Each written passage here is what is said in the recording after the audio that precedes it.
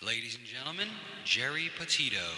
I'm not an addict, I'm just an ass. And in time, this too shall pass. I'm not an addict, I'm just an ass. Geri Petito taught the class. I'm not an addict, I'm just an ass. Loves the answer, the greener grass. I'm not an addict, I'm just an ass. One day at a time, free at last. When you don't know just what to do, Just what to do, just what to do. if what you're feeling is really true, Is it really true? Is it really true? just keep your ideas safe and sound. Safe and sound, safe and sound. That's exactly how change is found. Change is found, change is found. I'm not an addict, I'm just an ass. And in time, this too shall pass. I'm not an addict, I'm just an ass. Geri Petito taught the class. I'm not an addict, I'm just an ass. Loves the answer, the greener grass. I'm not an addict, I'm just an ass. One day at a time, free at last. Hello, everyone, and welcome to the Geri Petito Show. Everyone and anyone who knows me knows I am the author of I'm Not an Addict, I'm Just an Ass. I'd rather be a smartass than a dumbass. Because, guys, over 33 years ago, I was a dumbass. But today, 33 years later, through the grace of God, I can honestly say now I'm a smartass. Yes, the word ass is in the Bible at least 40 times, and it means donkey, and that's what I was. I'm saying all that to say this, guys. There's a lot of people out there still struggling with addiction, recovery, and even health. So I want to let everyone know someone is listening, okay? Guys, listen, I'm a nutritional health coach. I'm also a recovery coach. All my services to you are free. Please, please reach out. And if you think my book can help someone, because I sure do, you can go right to Simon & Schuster's bookstore, Archway Publishing, Barnes & Noble, BAM, Amazon, and you can go to my website, www.geripetito.com. You can order it from there as well, and also please subscribe to the Geri Petito Show YouTube channel. Before I introduce my incredible guest today, I want to give a shout out to a few of my sponsors.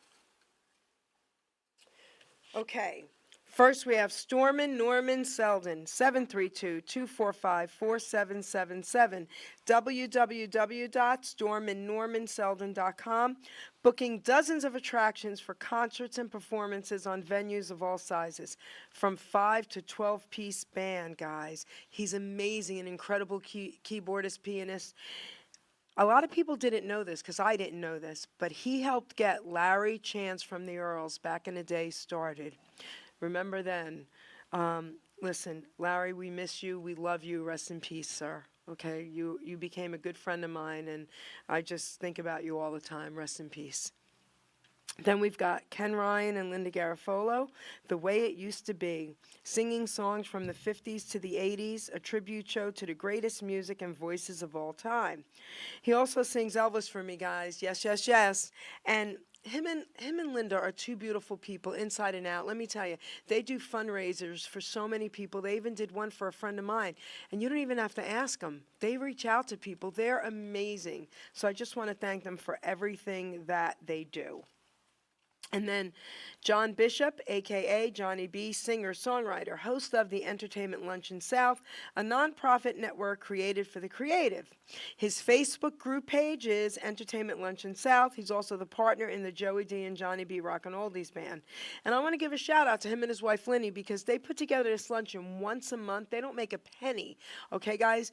You pay $20 and you eat and you see an incredible show. He's had entertainers fly in to be there. It's by invite only, and it's just amazing what they do. And then, certainly last but not least, Gene DiNapoli. Okay, he's an incredible ETA, and Gene puts on a lot of cool shows as well. June 21st, 7:30 p.m., New Brunswick Performing Arts Center, Summer Serenade with Chris Ruggiero, 732-745-8000. June 23rd at 3 p.m., The Egg Theater, Albany, New York, 518-475-1845. Summer Serenade with Chris Ruggiero.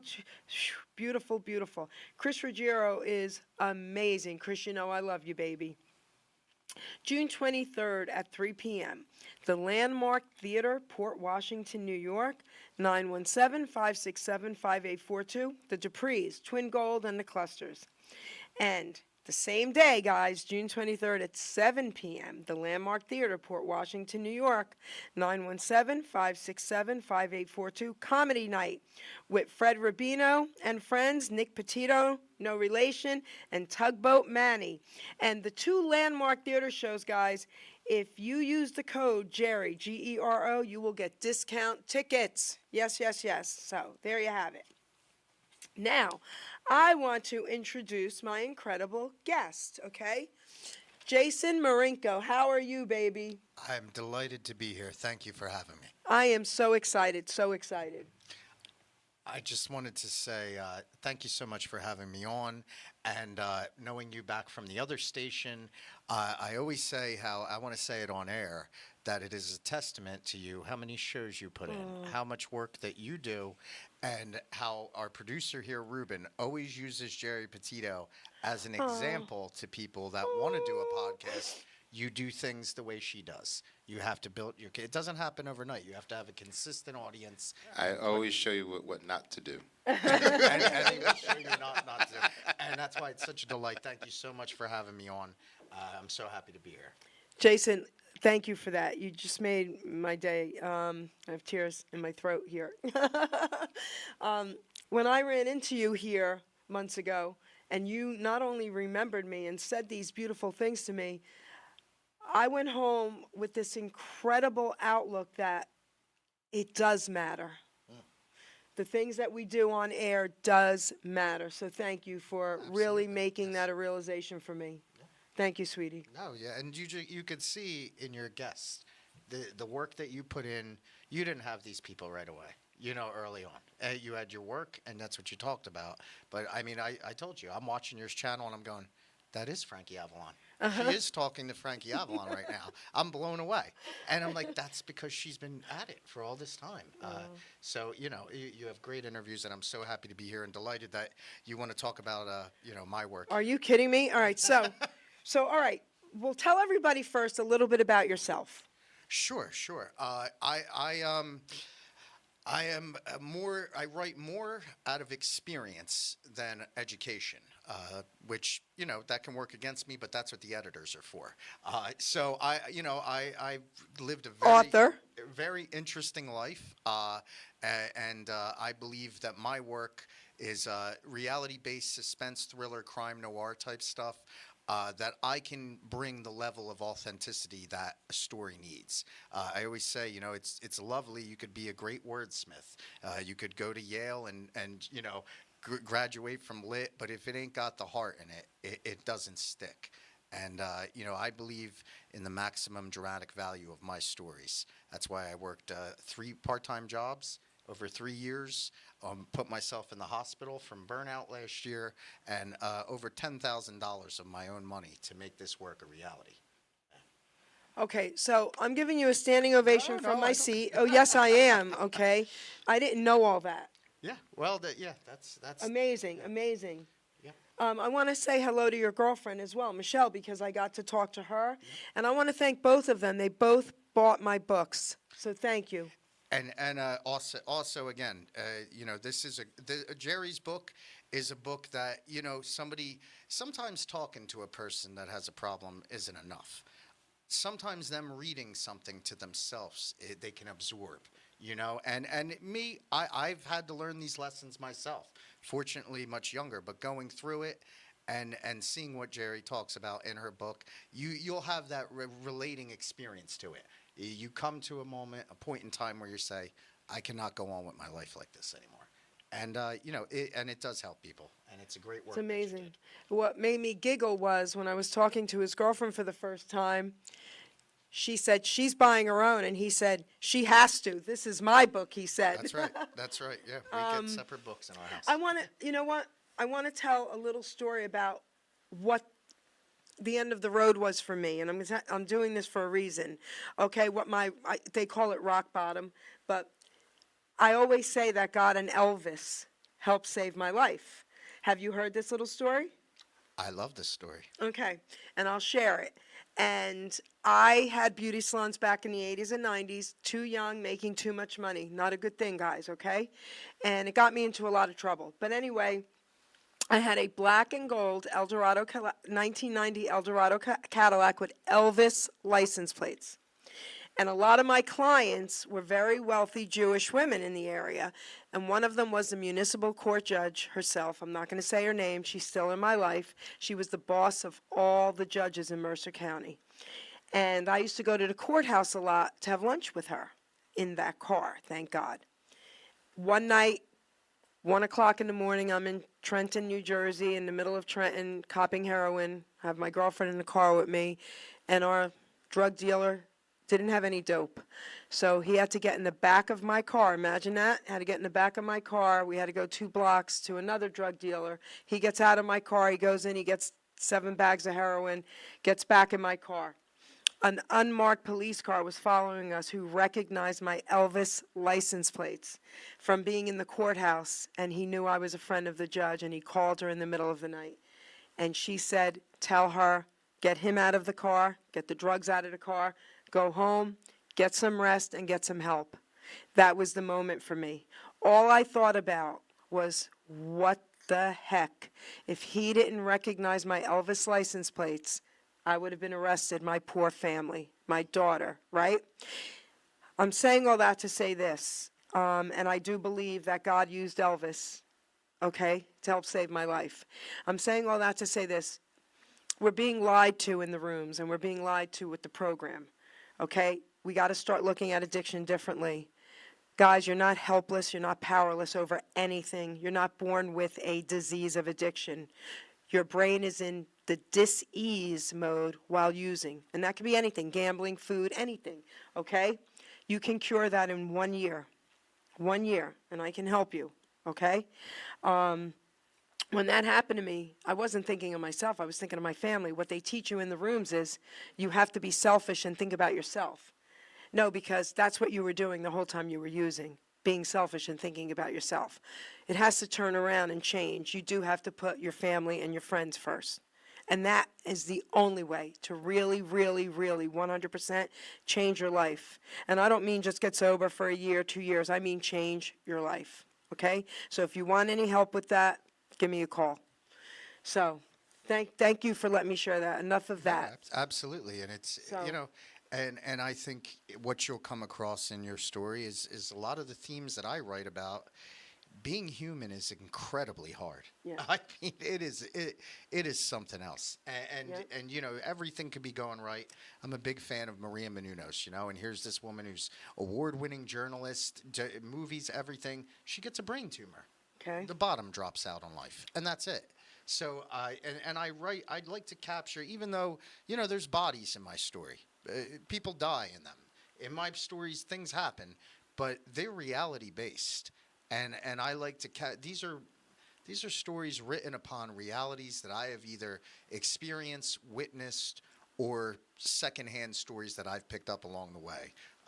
You know, and you know, life can be something else when, like you said, when you were out in the street and you're doing these things and such, you'll look at it as an adult and you'll have this moment of like, wow, that was a close. I'm very fortunate to have made my way through that, and that's why I like to tell these stories about people, because you know it's a pendulum, you know, and many of us that walks the razor's edge, you've been there to know it, and I'm just thankful that I got the opportunity to write about it.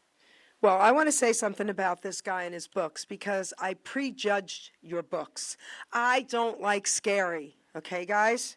So here are his 2 books he brings me. Okay, Starry Nightmares and Time the Avenger. Mm-hmm. Time the Avenger, okay? Time the Avengers is the novel. Starry Nightmares is the short story companion piece. Okay. I was like, I said it to him. I don't know if I can read these. Oh, my God, I don't like scary. And he was like, no, trust me. So I want to share a little bit about his book with you guys. Not only are they incredible, Jason, listen, they're not what I thought, okay? They're not what I thought. So I have a few of my favorite, I'm going to call them chapters in here. Sure. That I loved. All right? Guys, you have to get the book. Why don't you go outside is one of them that I loved. Calvin and the What Guy. Okay, Lynx, Final Room Jamie, Mad No More, and of course I had to read about the author. All right, but those were my favorite ones. Lynx. I'm surprised you like Lynx. I liked it. All right, tell everybody a little bit about it. Lynx is a really grounded story about a couple that's going out on a Halloween night to the same Halloween party they go every year. The man's girlfriend, her and her best girlfriend decide to go as Playboy bunnies. And, you know, they've been going on vacation. She doesn't look the way she did when they got the costume, when this is planned. They get to the party. She drinks too much, passes out. He winds up hooking up with her friend. And then we flash forward many years later to see how this one night just really dramatically affected all involved's lives and their families. So now, I have a question about it. Sure, And sure. I'm going to have actually, you know what? I'm going to have you talk about the ones that I highlighted, and then I'll have questions. Whatever you got. Yeah. Okay, so how much truth was there to this? You're a film person. You know movies, right? And if you remember in The Exorcist, what he tells him, he says, the devil will combine truth with lies. In a writer, there's a little, if you're writing on personal experiences, I don't write memoir because I just feel like, you know, they say reality stranger than fiction, right? Okay. And it is. And I'll never write outright realities. These are not always my stories to tell. Right. I will take, like you said about Final Room Jamie, that's a combination of two individuals that make up the character who is Final Room Jamie. Yeah. You know, and it was just like that perfect mesh. I'm like, this guy had this going on, this two separate schools, two separate guys, one result in the story. And that's where I come up with that. But yeah, I think Lynx just comes from a place of, I mean, to be quite honest, I was always a big fan of Mr. Hefner's publication. So, Okay. you know, and I always thought that costume was one of the most just badass costumes that a girl could get into. Okay. You know, and we always make the joke now, Halloween is when girls wear whatever they want. But you could, those Playboy clubs in the 60s and everything. That's right. That was the job to have. That's right. You know, you got that gold key in that club, and these girls made bank in these places. Oh, yes, they did. So I wanted to write a story about the costume itself and make it personal to these characters. Okay. Yeah, so that's where Lynx comes from. Okay. So now, all right. Okay, Mad No More. And what made you stop on that one? I'm not sure. I am not sure. I'm going through these and I'm like, okay, I gotta find out. There's a lot of personal things in Mad No Okay. More. Mad No More is, you know, I almost died in a car accident in 2008. And some of that's about that. Okay. And a good part of it is. And, you know, you touch on this in your book. When you have problems in your life, those are still your problems. You touch on it multiple times where you say you got to stop blaming everyone but yourself. And after that accident, you know, I hadn't had drank in years. It was a regular car accident, and I put myself through some hell after the accident. And it was a lot of recovery, and I had a lot of venom in me. Okay. And I mean, like, you know, just extreme venom. You know, where I felt like I could go like Heath Ledger Joker and just burn a whole town down. You know, a couple bullets and some gasoline, right? So that's where that came from. I scribbled it down. And writing can be incredibly cathartic. There's a story in there, Missed by One. Oh, there it is. And Missed by One made me realize something. If someone upsets you in real life, you can murder them in fiction, and you'll feel fine about them. They won't even make you mad anymore. That's so cool. Yeah, no, it's true. It's Okay. incredibly cathartic. And Mad Let's No- not piss Jason off, okay? He'll murder us in fiction. That's right. Pick this book up and write a review, or the next Okay. one I write's going to be. This about better you. be a great interview, guys. So really, share this video. But no, man, that's really stunner to me because that's the back matter of the book. I have a few rhymes about urban legends, the night of the Yeah. Krampus, to inject a little fun in all that reality.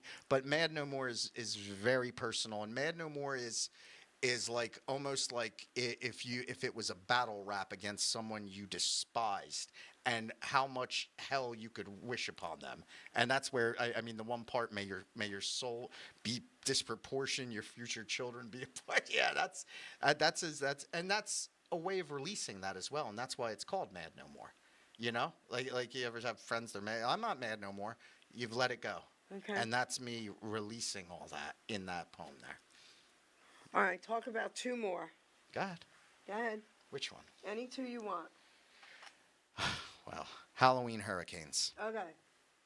Halloween, I said I don't do memoir, but Halloween Hurricanes is a personal experience. When I was getting the down payment money together to purchase my home, I was working a morning job delivering newspapers 7 days a week. And it's not like when you're a kid where they drop them off at your house. You know, you go to a depot, you wait, you sit there, they bring the Wall Street Journal, the Star Ledger, the Princeton Packet. All these papers come and you deliver them all at once. Every morning I'd be the first to get there because I wanted to get my papers, get done, and get to my daytime job. And every morning I stood next to a woman. She wore a blue poncho. She was unpleasant. Okay. You know, that was just the demeanor you got from her. She was never unpleasant to me. And during Hurricane Sandy, her own daughter murdered her on Halloween night with a pickaxe. Wait, is this? That's Halloween Hurricanes. But is that a true story? That is a true story. A person lived in Ewing, and I didn't know you would walk up the ramp, and they'd always have some fundraiser out there, you know, candy or something. And the woman looked absolutely beautiful when she wasn't in her poncho and her newspaper stuff. But that was 2012. That's why while I'm doing the papers, we stood shoulder to shoulder every morning. And the kicker is this: the daughter checks herself into a rehab in Pennsylvania, and in the group session in the rehab says, "I may have murdered someone where I live in New Jersey." And the Ewing police went there, and yeah, it's on NJ.com and everything. Yeah. But I did not know her personally. We worked together, and we never knew her name. We just called her the Duck Boot Woman because she wore like the LL Bean webbed foot boots, you know. And I only knew about it when my coworker said to me, he said, "You should try to take over so-and-so's route." I said, "Who's that?" He's like, "You know." And I'm like, "I don't know who you're talking about." He's like, "You're here with her every morning when I came in." He's like, "You know her daughter murdered her." So, yeah, that is... And Halloween Hurricanes is kind of like letting you get to the end of my fictions and me giving you something personal, saying, you know, I'm close to the fire. You know? Okay. Talk about one more. Sure. Let me put these back on. Okay. Talk about this. Wait, I want you to talk about two. Okay? Addict of Anxiety and Wrong Road Home. Okay. Okay. Addict of Anxiety is probably the shortest short story in there. And it's real simple. Some people love dolls, and some people are terrified by them. When I was younger, I was terrified. I of loved my dolls. See, you loved your dolls. Okay. What if you had like 500 dolls though, in one room when you were a little kid? I didn't have that. Yes, and it's more than that. It's about loss. It's about grief, and it's about you know, things that scare the bejesus of us when we're children, just because they're foreign to us. And that's Addict of Anxiety, and you know, they can follow you into adulthood, of course. Now the other one, Wrong Road Home. Whew, Wrong Road Home. Okay, Wrong Road Home is the story of Roy Daly, and Roy has a one-track mind, as they say, and he's being released from the Prayton Penitentiary, and he has one goal in mind, and that's to get back at his girlfriend that put him there in the first place. He cares about nothing else. He is just, the moment he gets out, he wants to go in and he's going to finish her this time. And it is a story of great karma and great suspense. You know, and you know, as I said, I used to be out and about. I was a person.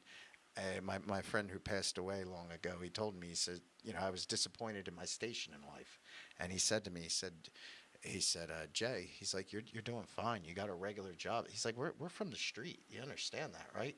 And I never really thought of it like that. But he put it into perspective of me. And that story, the character of Roy Daly is I had many friends who were in prison, and their experiences that they relayed to me. I mean, fortunately, I never spent more than a weekend in there, but I knew that, like, when you have your moment of awakening, that this is no way to live life. I cannot see this through this way. I can't do this. Have you ever been in prison? I was arrested. Up Okay. on 29. That's how you say nice, right? Stayed up on 29. And it is. It's you just a very good friend. He'd always tell me. He'd say you're getting these part-time jobs and stuff. Or we're doing what we're doing. You're either going to be a criminal or you're going to be a straight person. There's no in between. You can't have one foot in and one foot out. Wow. And I was always able to skew that line until you get to the point where life is unmanageable. So just like I'm hearing your story about you being in the Cadillac, and I was just relaying this to Michelle's aunt. We go to a bar off a side street. I come out with a box of beer. One of my friends is outside. A guy shoots him in the face with mace. He can't see. He goes to his car. My other friend comes out. He's shooting a gun down the side street. True story? True story. And and that was a hell of a night. And you look back on it. I'm sitting in the Trenton police station. I got grams of coke inside my boot, but I'm there as a witness. They're bringing me. These are just situations that were everyday occurrences at the time. Not every day in that particular sense, but everyday occurrences that you don't think of it in the moment. And when I always say, like, I never think of myself as someone who is drinking too much or drugging too much, because I'm hanging out around with so many people and we're all doing the same thing. And I'll be honest with you, it was very exciting at the time, as I'm sure your Sure, adventure. I call them sure. adventures. I mean, Yeah, sure. But I mean, sometimes you reflect upon that. And Yes. you're like, wow, yeah, what a life I lived, right? so the wrong road back to the wrong road home is about Roy Daly. His experiences in the penitentiary where he's used to this. He comes out. He has a one-track mind, but the twist is. His girlfriend Shannon doesn't live there anymore. There's another family lives there, but he ain't thinking about that. Right? He ain't thinking about that. And that is off a story that actually happened to Michelle's cousin. She had moved into a new place outside of the Amish country there somewhere, and man just broke in her home looking for somebody else. She beat the shit out of him. Sorry. You could say that, Oh, sorry. considering. She had her baby in the home, and I was like, and that struck me as a dramatic value. I'm like, I'm thinking to myself, how often does something like that happen? So she was safe. She was. Good for her. She that she got into that mama bear protective mode, where if you read Wrong Road Home, there's a lot of that in that story. So yeah, that's definitely that kind of story. He took the wrong road home. So, what's fascinating about this book to me right here, okay? Starry Nightmares. Guys, all right, and it won't give you nightmares. Trust me, I even read them late at night, okay? What's fascinating about this book to me is, I'm going to say something that's going to sound silly, but you keep the chapters short and sweet, okay? Right. Okay? Yeah. So it's not like he drags them out or any of that. You're sitting there suspenseful, and then all of a sudden, there's the answer, and you're like, wow. I love that. I had a beautiful review from a young woman in Africa, from Kenya actually, and she said, Starry Nightmares is packed with continuous wait for it moments, where you're like what you just described. Wait for it, there it is. Yeah. Yeah. Now, but what we're talking about is just the appetizer.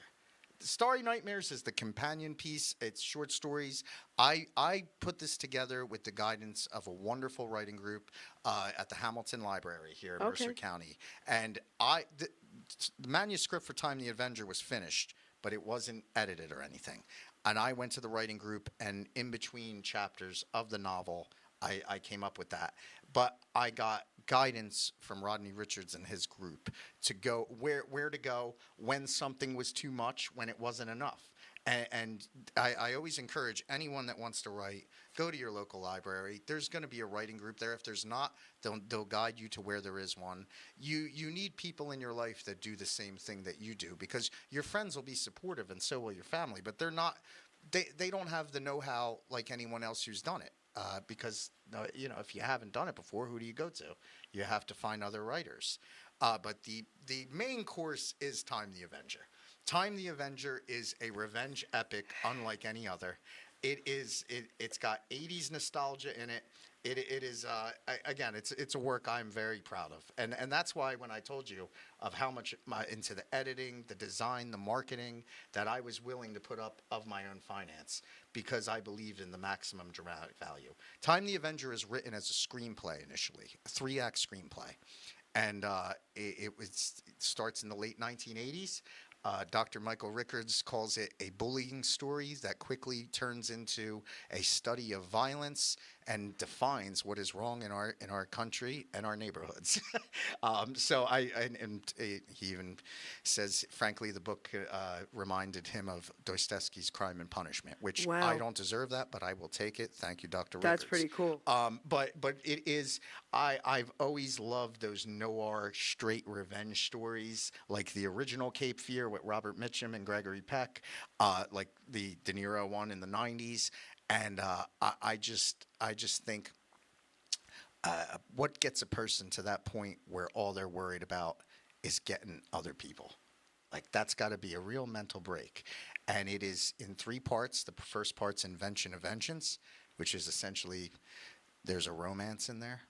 There's bullying. There's everything. And a lot of the feedback I've gotten is people from Gen X and everything, they really appreciate that late 1980s nostalgia in it.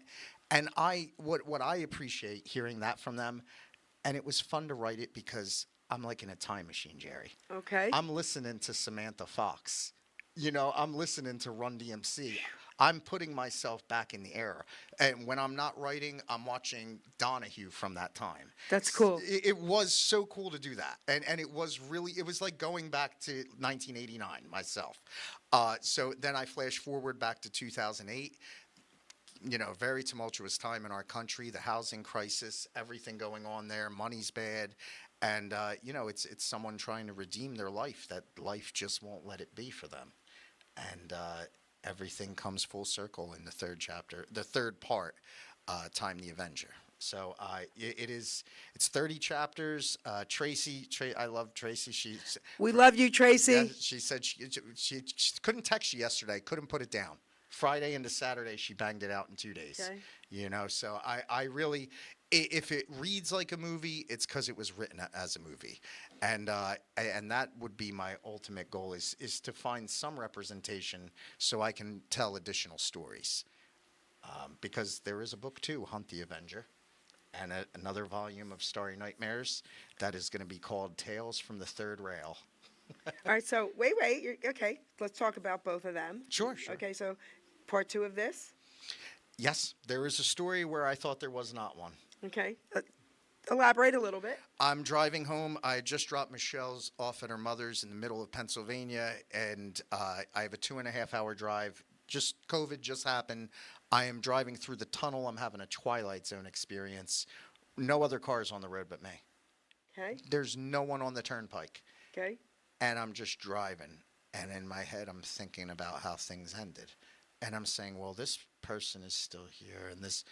And after about a half hour, I had to turn the radio on to come back to my reality. But I realized that there was another story to tell.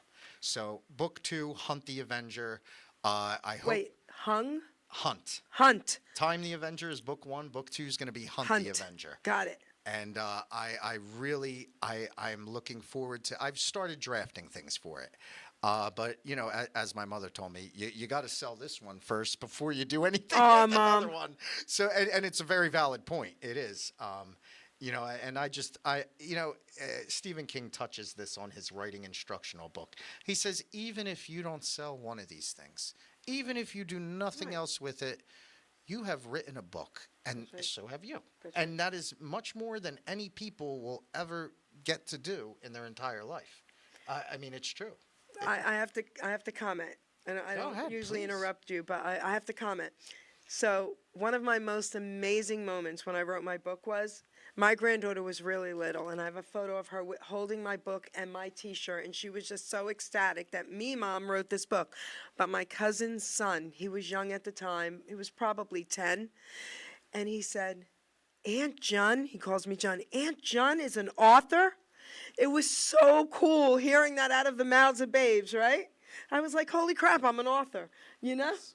I actually have to give a bit of thanks to someone who's in the studio with us. Here we go. Let's do it. The first person to ever refer to me, Ruben was redoing a screenplay, but somebody that was working on a movie for him. It was before I ghost wrote that great comedy that you're going to make, Ruben, the Artemis Kane and the Fortune on Memory Lane. So I was with him, and Ruben introduces me to the guy I haven't met, Scott, and he goes, Scott, this is Jason. He's the writer.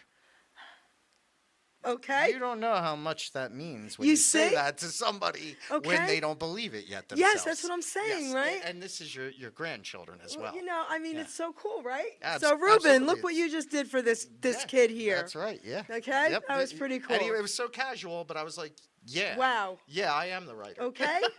Yes. So you get it, you know. Yeah. So yeah, absolutely. And you know, this year I've enjoyed going to the shows, to the festivals, and interacting with people. New Jersey Devil Festival in Asbury Park. Guy walks past. I give him my spiel about the books. He looks me dead in my eyes and goes, "I read your books. I like them." And I was like, "Well, thank you." It turns out he can read at incredibly fast speeds and listens to EDM music. That's pretty cool. And yeah, and he was like, "I read them both. I liked them." I That's said, pretty "Thank you." cool. Good. Yeah. So yeah, it is something to keep you going with it. So come on, you have a lot of notes. We're going to cover all this. Well, just just to let you know, since we've been talking about it, Time the Avenger and Jason Marinko's Starry Nightmares is available from retailers worldwide. That's everything from Harvard Bookstore to Waterstones to Amazon to Barnes and Nobles. You can get it in any country, in print and ebook. There's digital versions available on Apple Books. We always say we write it for it to be read. You know, you don't think you're going to make a mint on your first book here, but you want people to read it. And I believed enough in it, and that's why, again, I worked and put so much of myself into this that I was willing to see it through. So that it is available pretty much wherever fine books can be got. Walmart.com, everywhere. Have you thought about audio? That's next. Okay, so guys, I want to just put this out there. I always wanted my book on audio, but I didn't want someone else's voice. Why should someone else be reading my book? You know what I mean? I have to have my voice, my passion. Our producer here, Ruben, okay, he's amazing at what he does, all right? He's now doing it, and I was the first one he completed, and it took him hours and days and hours, and it came out absolutely perfect, and now he's had many people that he's been doing their books for. Listen, guys, audio, it should be your voice, okay? Get in touch with me, get in touch with Jason, get in touch, okay, Hamilton Radio, Ruben. He will do it for you, and he's not outrageously expensive, guys. Okay, now continue. No, that's a great thing you bring up. Audiobooks at Hamilton Radio, reach out. And it's a great option to have because life's hectic, I know. That's why I went the route of the page turner. I can't expect someone to read a 700-page book by me and get involved in this sprawling epic with the way life is and everything. Our faces are in screens constantly, and I know more people that rather listen to a book than read a book. Yes. They're adults. They get in bed. They start reading it. It's enjoyable. They're out. They fall asleep. So, yes, that's a great option to have. And I will be the omniscient narrator for the Time the Avenger audiobook. But I have already talked to Tracy from WTF and Jen, and I hope perhaps you would guest as a voice. I would love to have you. Yes, baby. All right, wonderful. And we're going to make it like a teleplay. Yes. Like those classic Orson Welles radio type things, where like Yes. War of the Worlds.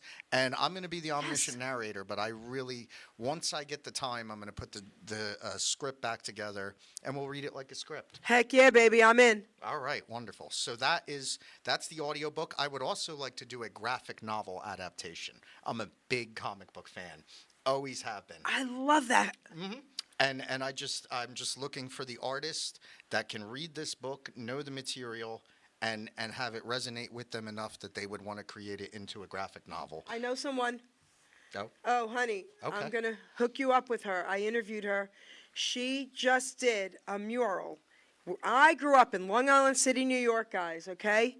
And she was asked and won. She did a mural in Long Island City against on the water on this wall, huge wall, and she won. I'm going to hook you up with her, okay? Okay, her murals name is are Deborah. beautiful.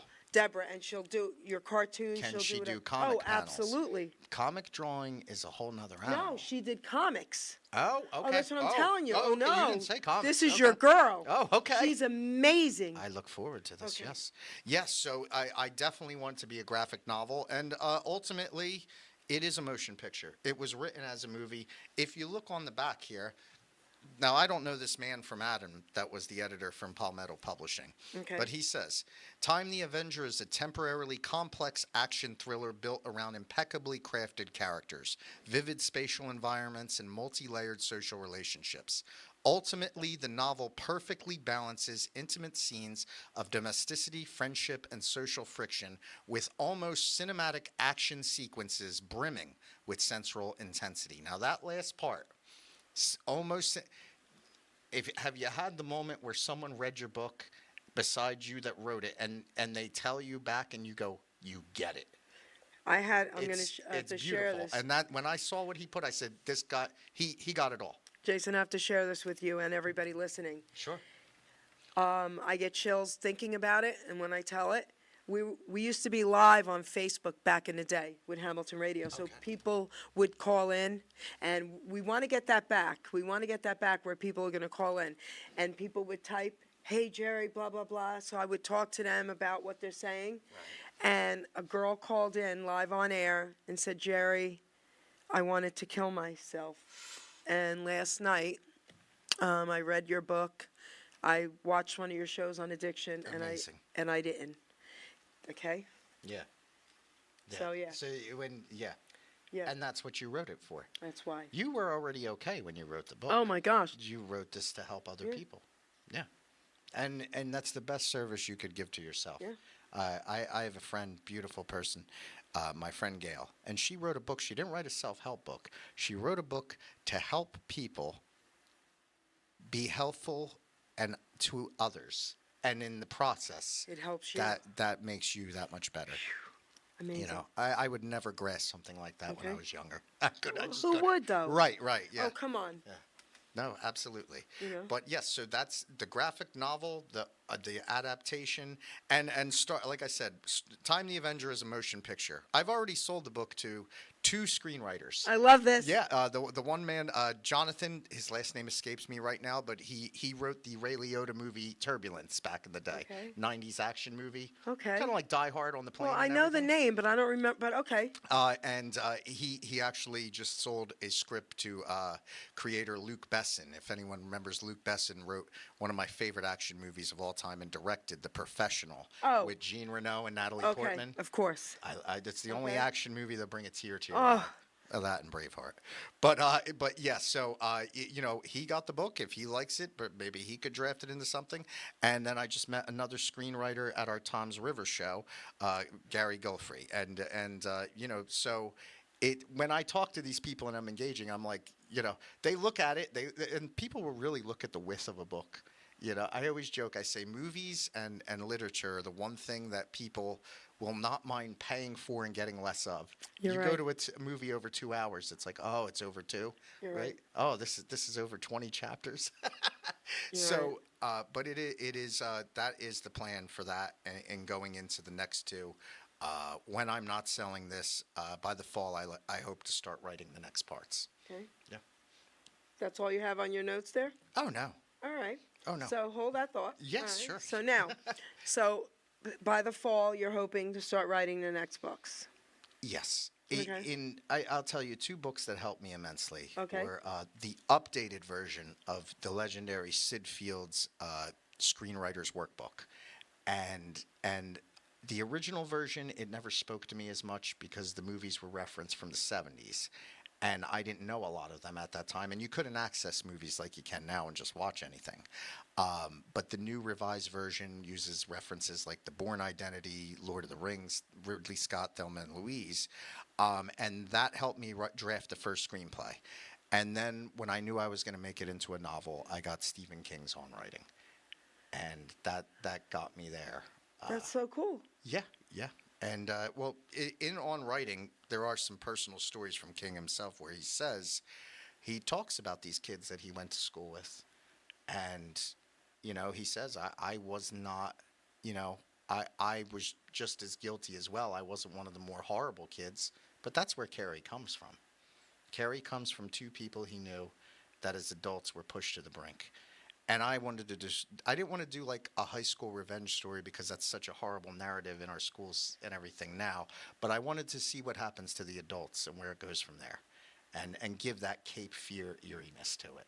And I think I've been able to do that. Wow. Yep. Okay. All right. So I want to share something with everyone, and people are listening to everything he's saying. Okay, and everything I was saying. And some of them are still thinking, I wish I could write a book. Okay? So, Helen Keller, right? Tell them a little bit about her, real quick. Do you know the story?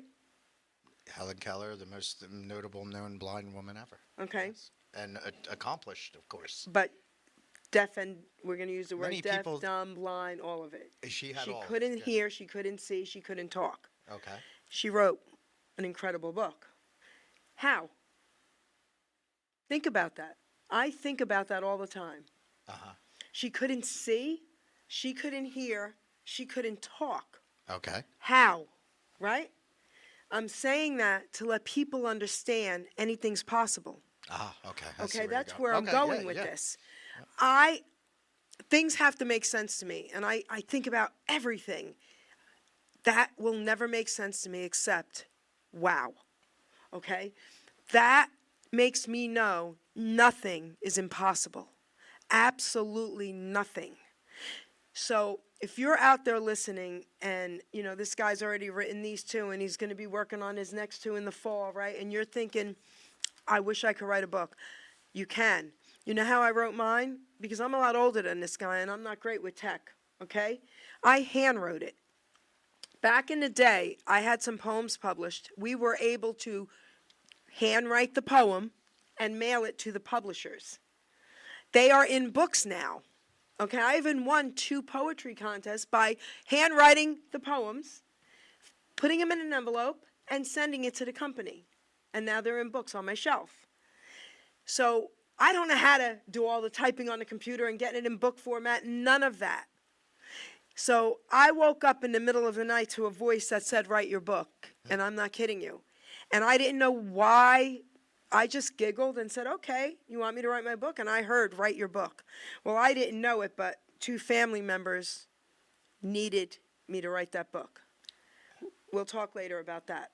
2 family members. And anyone can reach out to me and I'll share the stories. It will blow you away. Okay, so anyway, I hand wrote the book. I didn't even tell my daughter or my brother that I was going to be writing a book. All right? So I fast every year. I stay in my house for 30 days and I just fast, and my family knows that. I lock myself in for health. So I told my daughter and my brother I'm fasting this month. Okay. I hand wrote the book. I called them up. I'm like, okay, I wrote a book. They're like, you wrote a book. I said, yeah, but I have a problem because I hand wrote it. Now I don't know what to do with it. So I called a friend. And I love that you acknowledge your friend in this. I Yes. believe it was Andrea. Yes. Yeah, and I wrote this when I was reading it.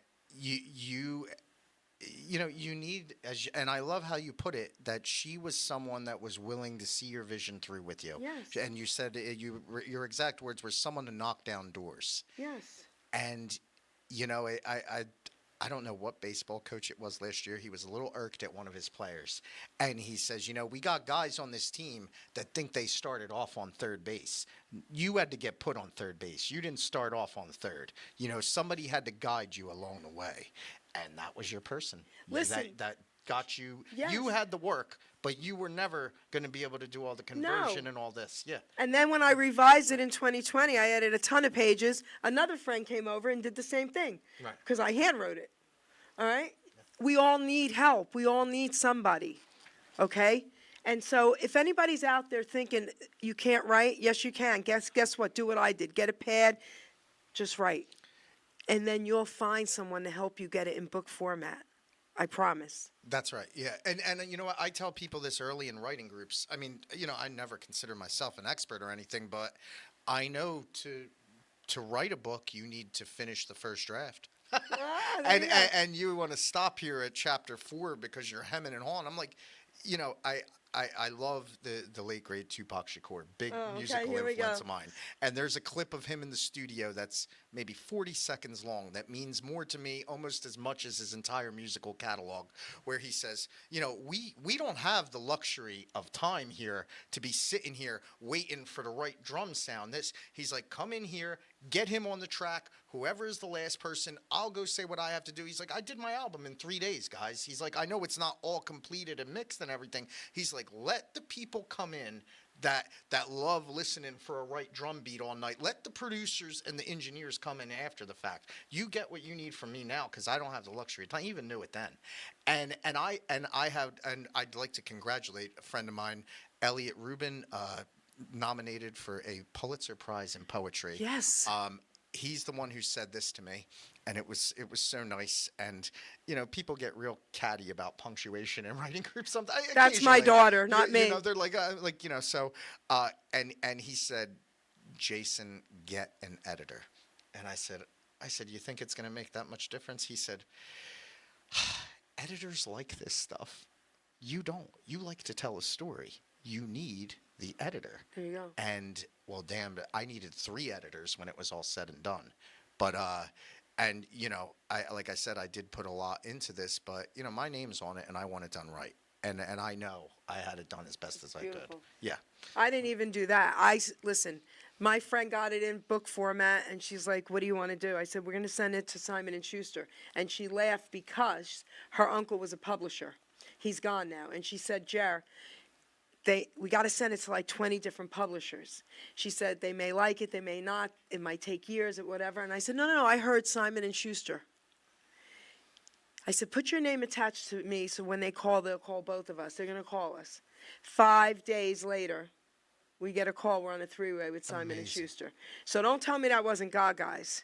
So what I want to say about that is this. When you hear voices, and they're positive, not negative crap, okay? When you hear positive voices, go with them. Your intuition. Yes. Trust your intuition. Trust your intuition, please. Okay? Yeah. So that was amazing. So you listened and you got your editor. And it's just amazing to hear you talking about writing everything down by hand. When I start the Time the Avengers screenplay, I'm starting with a flat pencil, and I'm not even writing on lined legal paper. It's on the backs of copy papers, and I'm at about page 45 at this point. And Michelle comes home from work one day. She was like, "How was writing?" And she kind of looks at me. She goes, "Jay, you gonna write this whole thing in pencil?" And I never thought about it because once I got going, I was off. And I looked and I went, I suppose I am for the first draft then. I guess I am writing this in pencil. Okay. And yeah, the first draft of Time the Avenger in pencil, crude drawing by me on the front. And then I'm like, this is a screenplay. And then I got to the point where I'm like, all right, what do I do with a screenplay though? I don't know anyone who makes screenplays, and Amazon at that time was accepting unsolicited, but I never had an agent. I never had representation. I mean, I always say this is written in the spirit of Monte Cristo, the Count of Monte Cristo, I love because that. I read the Count of Monte Cristo at the same time. You, being from New York, may know better than most. Lorenzo Cacciatura's book, Sleepers, Okay. about the boys in the juvenile facility and everything. They made a movie, wonderful movie, and it talks about the kids that what gets them through is the Count of Monte Cristo. So through every chapter of this, I'm reading the Count in between, and that's where I'm kind of bringing that to life. Well, I have friends and family who were put away, who were away in these places. Right. And those stories, one day I always thought they could be put in writing. Those stories are unbelievable when you hear first account. You know what I Yeah. mean? Yeah. So, wow. Go ahead, continue. Yeah, no, that's 100% true, and I just think that story of his Sleepers had such an impact on me, of these kids who went through so much and what they do when they're adults, and it's like, some of them wanted to put it behind them, some of them want to settle the score, and it's like I love in the Count of Monte Cristo, the introduction is done by someone named Luc Santi, and Luc Santi says. The first part of the book is purely setup. Alexander Dumas is setting everything up, and we are with Edmond Dantes, and we suffer with him, and we're at the prison of the Chateau d'If, and we're going through all of that, only to get to that extreme payback, that payoff, that is just. He says the rest of it is purely payoff, like a deck of cards all lining together. And as I read that introduction, I said, I want to tell that kind of story. Amazing. Yeah. So Amazing. it worked out like that. Amazing. So we could talk forever. I mean, we really still have could. time. What time will the next show? What time will Tracy be here? Oh, WTF is every Wednesday at 7 p.m. Okay, so we have a little bit more time. So Yeah. let's talk. Sure. Okay, what else do you have written there? I love your notes. Well, I noticed in many of your shows, you always ask about whom the influences are. Okay, so I usually do that with musicians, but I'm going to ask you. Okay, this is so cool. So, all right, I'm going to ask you three parts of this question. Okay? Who were your influences growing up? Hold on, in a positive way. But now, based on all your writings, I want to know who influenced you growing up in a negative way as well. Then I'm going to have you answer this. The people that influenced you in a positive way, did you ever get to tell them so? And the people who influenced you in a negative way, did you ever have that conversation? Take the floor. It's very easy, and this was in a letter that I wrote to my mother. I talked about, becoming a teenager and how the things that worked for us when we were kids don't work when we turn into young adults. And I quite simply said I had traded Batman and Bo Jackson for Tupac and John Gotti. You see, that was my interest in that time. And, I don't think I've ever communicated with any of them personally, but things come for full circle. In 2013, I went to New York Comic Con, and it was the 75th anniversary of Batman. And it was a monument moment to be there. It was beautiful. I got to see Adam West. I've seen more people. You could fill an airplane hangar with the people that were there to see Adam West. We went to a couple of them, Comic-Con. It was amazing. I went there. I said, how have I never been to anything? And I got back to the things that I enjoyed when I was a kid, to my positive influences. And I still keep the dark side because I need it. Okay? Yeah. So, yeah. But personally, I really, people in my personal life, I really, and I honest to God mean this, even past relationships that don't work out, there was always something good that was derived from it.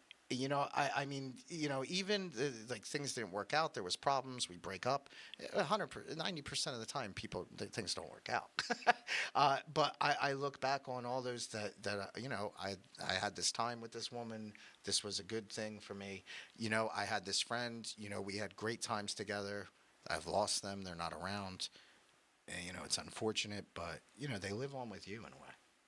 Also, everybody goes through good times and bad times growing up, your whole life, even as adults, right? there are reasons for those bad times. They bring us to where we're at today. If we didn't have any of those bad times, Oh, we you'd wouldn't be know. boring. It would be, well, not only would it be boring, you're right. Okay, we wouldn't know how good the good times are. And we wouldn't know how much we've grown. Yes. Okay, it would just be so boring, like you said, and just go through life like, oh, it's great. And sometimes that can be appealing when know? things have been so hard on you, physically, mentally.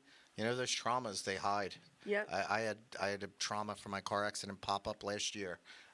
You know, no drugs, no alcohol, just physically cannot drive a vehicle, just pulling the car over to the road.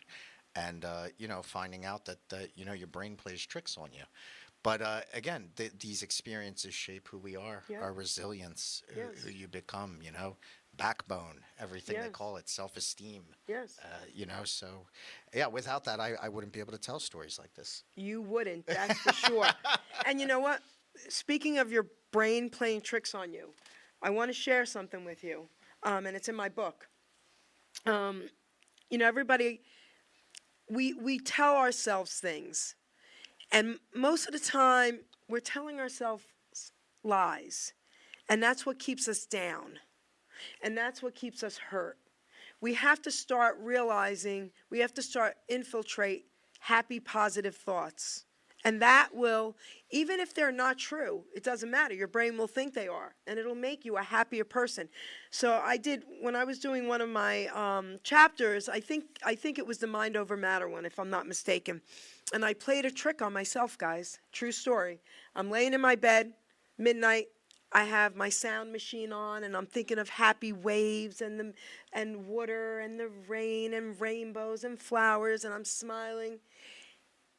In less than 30 seconds, I switched my thoughts to very, very, very bad thoughts. I made the thoughts up. They were fake, but my brain didn't know they were fake. The next thing I know, my heart started pounding. And I'm like, oh my God, oh my God, oh my God. And I sit up and I go, okay, it was fake, it was fake, it was fake, it was fake. If you could do that to yourself when you know you're lying to yourself, imagine when you don't think you're lying to yourself. So we have to start having more happy, positive thoughts, and that and only that is what's going to get you over all the hurt. Trust me on this, okay? True story. No, for certain. You know? From personal experience, absolutely. And you can, and I know that feeling because when I get lost in this story, there's a part where a character that I really like has to die. And I knew it was that part. And I'll tell you what, Jerry, I woke up that morning and it's like, I have to do this today. And damned if it didn't kick my ass to kill this fictitious character. Okay. And it just really did a number on me. And I had already done the research. I'm up in my attic with the measuring tape, how far a fall from this distance would be, and what it was going to insist of. And I'm like, you know, like this is the day where we do this part.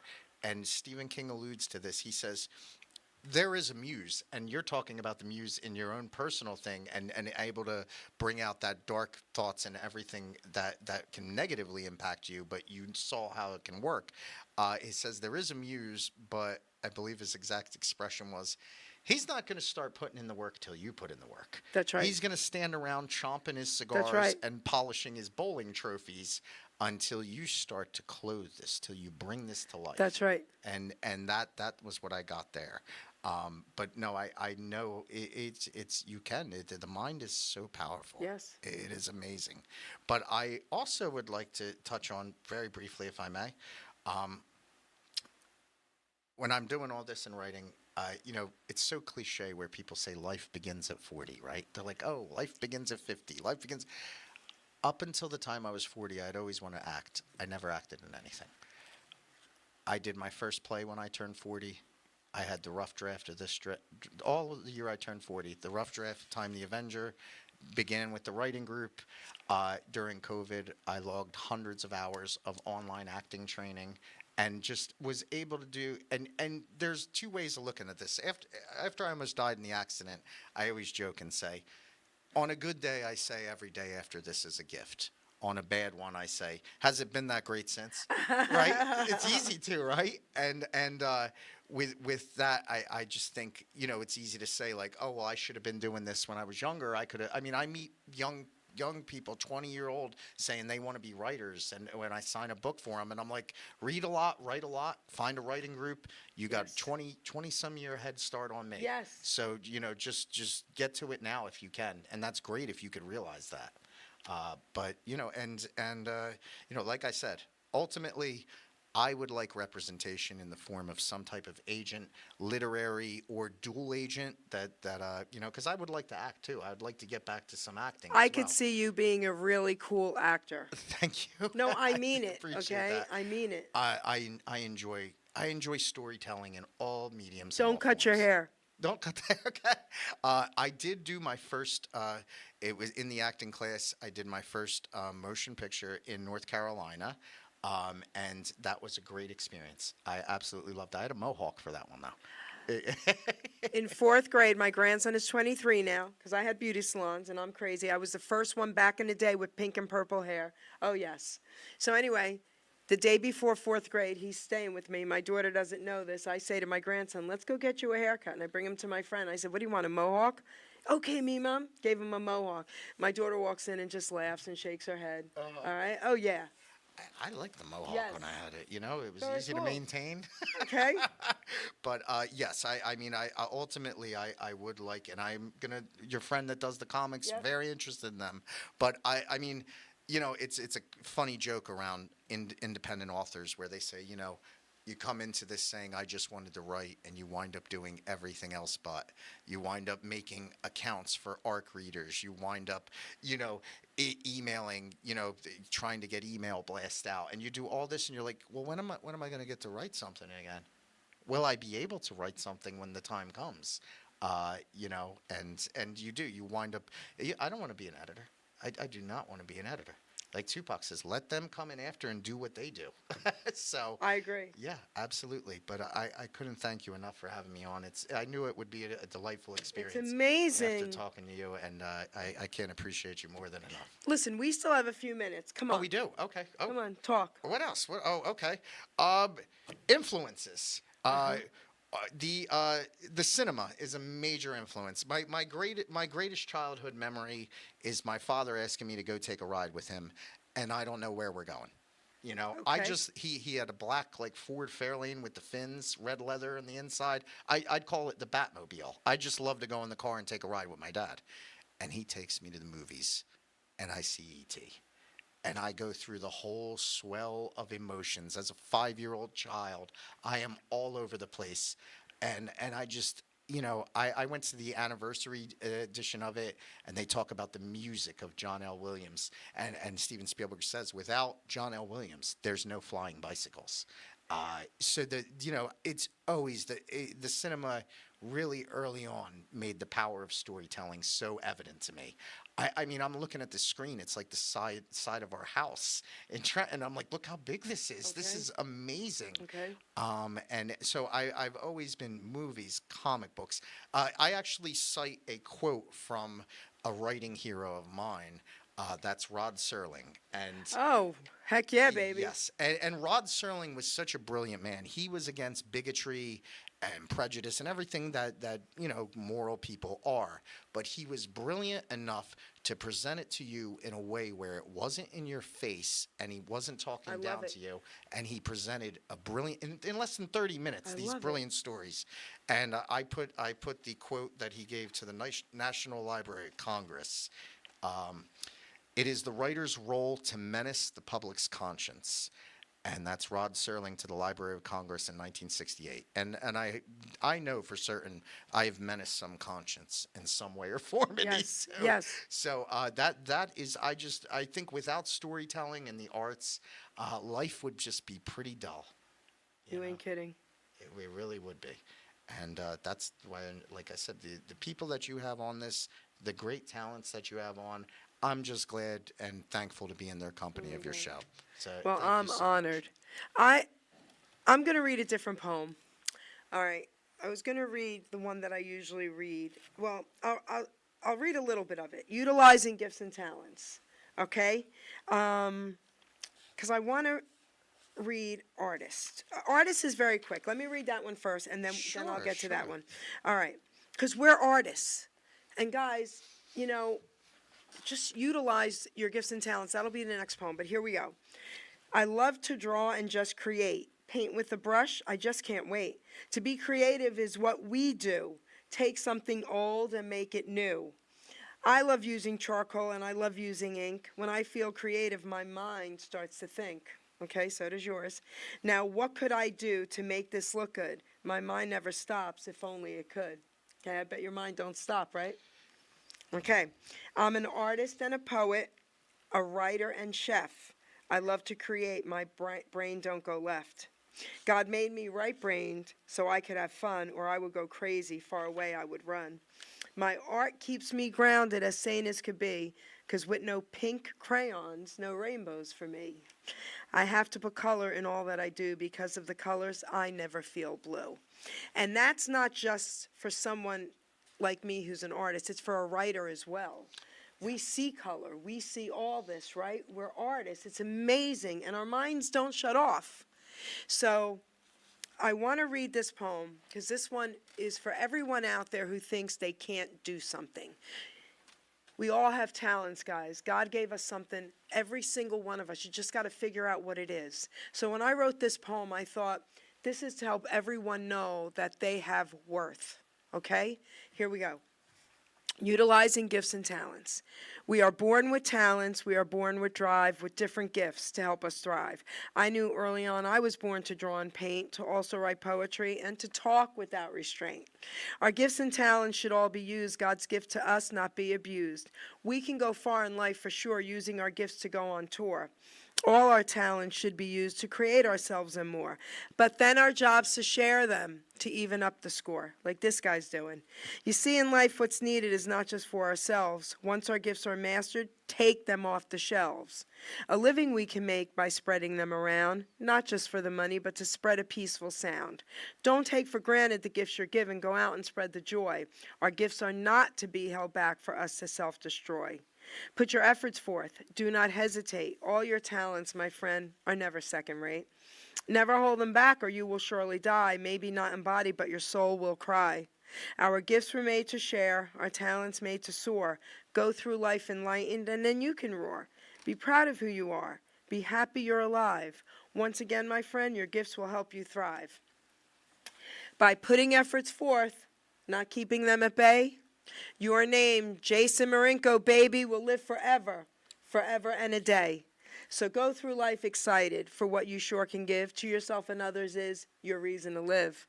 Your grave will be quite lonely, but your legacy lives on. So make sure people smile with the breaking dawn, and that's what you're doing. Thank you. That's Thank what you you're so doing. very much. Okay? You're making people smile, because I'm going to tell you something. Even though I told you that I was scared to death to read these books, they're not scary. They're enlightening. And I actually smiled while I was reading them. Good. And I'm not kidding. So what you're doing is amazing, Jason. And you're taking reality and you're putting it in a place where everyone can relate to these, okay? Maybe not everything in here you can relate to, but you sure can relate to some. Trust me on that. Because everything in here is like what people have experienced, what people will experience, right?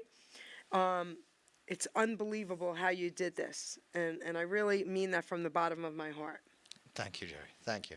And yes, and that's why I didn't want to make it just a city experience. I didn't want to make it just rural. I brought urban. I wanted to have a little bit of everything in the compilation. Yes. And I just, as I said, ultimately I would like to create as much more as I can. I joke that I have so many stories. I don't have enough lifetime to write them all. And there are things, just to touch on a few. First service. I always wanted to, just, here's a premise for this one. I love the idea of the Secret Service man that's with the First Lady all the time, falling in love with her. I would like to do a romance story. That's cool. And That's pretty cool. Yeah, I mean, that's just the gist of it. But, you know, I already have that one mapped out. Last of the Republic Okay. is is a story I'm dying to do, and that is an idea. I reached out to a professor at Rutgers, Professor James. I'm going to butcher his last name, Masicelli. No, that's pretty good, And Masicelli. he is on one of my favorite documentaries, the History Channel, The Dark Ages. And in The Dark Ages, he talks about Rome has fallen. The city is in ruins. People are taking the marble structures that were once Rome and making shacks out of them. And he said it had to be very disheartening to come across that and know that the previous generation civilization before you was more advanced. And I'm watching for the first time. I don't like zombies, but Michelle gets me to watch The Walking No, Dead. Michelle, no, I don't like zombies. I give in and I watch The Walking Dead, and I see these great characters in this show walking around to these gas stations and these prices that were from before. And I start thinking about Rome again. And then I think about how the Eastern Empire had fallen when it's sacked by the barbarians. But there were some people who get out of the city. And I want to make my own Walking Dead-esque style of Rome, where they're trying to get back to the Byzantine Empire, where class no longer matters. They're just a couple people trying to survive to get to the Byzantine Empire, to the Western Empire that still stands. And in those times, just walking down the road is very dangerous. There are bandits, there are animals, there's bears that can eat you. So I want to make that kind of story, and I just have so much more in the can that I hope I get to create, and really just make work that, as you said, is enjoyed. Time the Avenger is a revenge story, but its core, if I were to put in a word, it is about a friendship that lasts a lifetime. And what those friendships shape the people into adults. And I think many people that have ever had a good friend could relate to that as well. So, Wow, yes. amazing. Yep. Well, I want to thank you for honoring me here today. You honor me by having me. This was amazing. Guys, please, please, please check out his books. Tell them the titles one more time and where they can get them. That is Time the Avenger, a modern tragedy rooted in the past, and Jason Marinko's Starry Nightmares, available at barnesandnobles.com, amazon.com. As I said, any fine online retailer, you can find them, and available in digital as well. If pricing is a concern, I do offer them at reduced price for the digital copies, because it doesn't cost any overhead for that. These I have to actually, offer the retailer discount. So, yes, Time the Avenger and Starry Nightmares, available worldwide in print and ebook, and soon, hopefully, to be a motion picture when they let me make it. A motion picture. I can't wait. It's going to happen. I appreciate your confidence. It's going to happen. You're going to will it to happen. All right? It's going to happen, guys. I can't help but agree. All right, there you go. I love it. Okay, I love it. Okay, so wait, before we close out, I have a question for you real quick. Did you love my book? Your book? No, I'm asking for a reason. Yes? Of course, yes. And I do mean to review it and give you No. online Okay, review. but what do you think of your books? Do you love your books? Of course. I have You the better say that. utmost Okay. confidence in them. Okay, Absolutely. good. I love hearing that. Yes. Because a lot of people think they could say they love someone else's voice, but they don't really think theirs is so great. I dance, but I'm not as good as that person. I love your book. My book's okay. I don't want to hear that.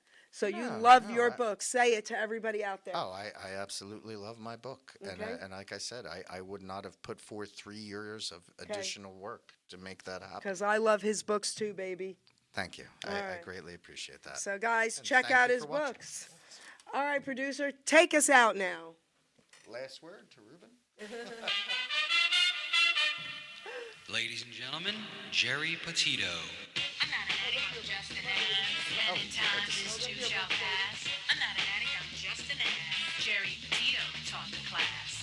I'm not an addict, I'm just an ass. Love's the answer, the greener grass. I'm not an addict, I'm just an ass. One day at a time, free at last. When you don't know just what to do. Just what to do, just what to do. If what you're feeling is really true. Is it really true? Is it really true? Just keep your ideas safe and sound. Safe and sound, safe and sound. That's exactly how change is found. Change is found, change is found. I'm not an addict, I'm just an ass. And in time, this too shall pass. I'm not an addict, I'm just an ass. Geri